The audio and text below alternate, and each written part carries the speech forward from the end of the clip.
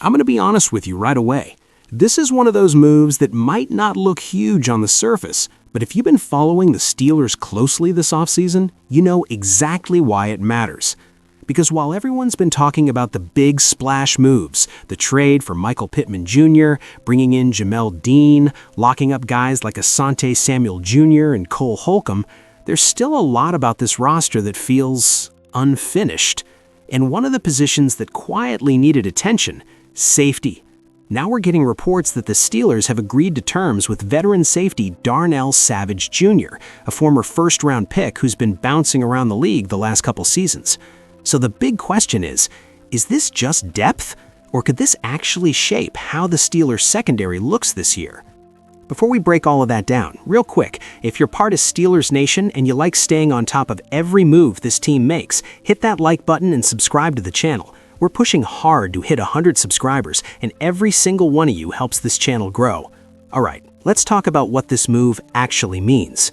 According to NFL insider Tom Pelissero, the Steelers have reached an agreement with safety Darnell Savage Jr., adding another veteran piece to a secondary that's clearly going through some changes this offseason. Now, if you remember Savage, this is a guy who came into the league with a lot of hype. He was drafted in the first round of the 2019 NFL Draft by the Green Bay Packers, and early in his career, he actually looked like a really promising young safety.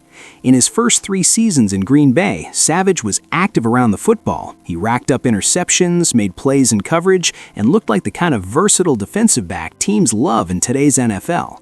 But after that, things started to change. His production slowed down. The interceptions stopped coming at the same rate, and eventually, after his rookie contract run in Green Bay, Savage started moving around the league a bit. He signed a 3-year deal with the Jacksonville Jaguars after the 2023 season, but that stint didn't last very long.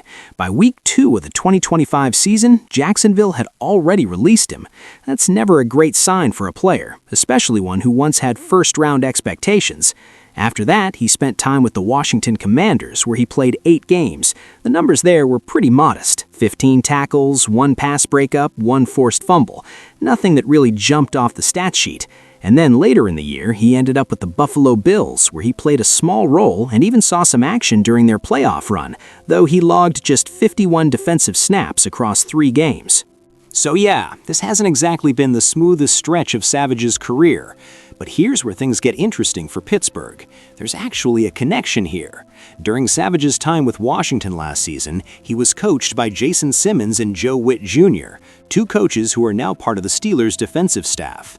Simmons was the pass game coordinator, and Witt served as defensive coordinator for the Commanders. Now both of them will be working with the Steelers' defensive backs in different roles. And in the NFL, familiarity matters a lot. Coaches bring in players they trust, players who already understand their system, guys they believe they can get the most out of. So when you see this signing, it's pretty clear that connection probably played a big role.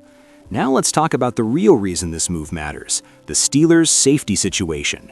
Right now, it's honestly still a little unclear.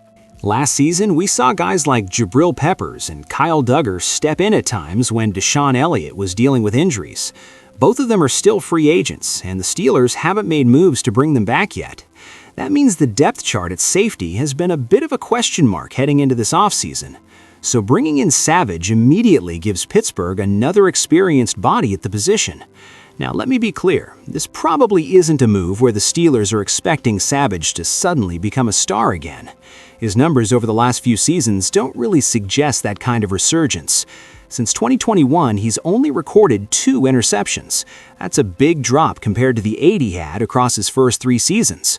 So if we're being honest as Steelers fans, this move feels more like depth and insurance rather than a guaranteed starting solution. But depth matters, especially when you look at how the Steelers secondary might be shaping up. You've already got Jamel Dean coming in at corner to line up opposite Joey Porter Jr., who looks like he's becoming one of the young stars of this defense. Brandon Echols is still expected to handle a lot of the slot responsibilities. And then there's the big wild card in all of this, Jalen Ramsey. Last season, we saw Ramsey do something we didn't expect. He actually spent time playing safety when injuries hit the defense. And while it wasn't exactly the same elite Ramsey we're used to seeing at corner, it did show something important, his versatility. Late in the season, when Deshaun Elliott got hurt, Ramsey stepped into that role and handled multiple games there. Now the question everyone's wondering this offseason is, are the Steelers thinking about moving Ramsey to safety full-time? Because if that's the plan, then suddenly the entire secondary picture changes. A full offseason learning the position, adjusting to the angles, understanding the responsibilities, that could allow Ramsey to become a really unique weapon back there. And if that happens, then bringing in someone like Darnell Savage Jr. as depth behind him actually makes a lot of sense.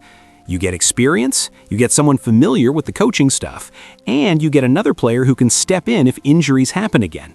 From a roster-building perspective, it's a pretty logical move. But it also tells us something about how the Steelers might be approaching the rest of this offseason. They're not just chasing big headlines, they're filling gaps, piece by piece. Between the Pittman trade, the Dean signing, locking up their own guys like Samuel Jr. and Holcomb, and now adding Savage for depth, this front office is clearly trying to stabilize different areas of the roster. But there's still one massive question hanging over everything, and you already know what it is.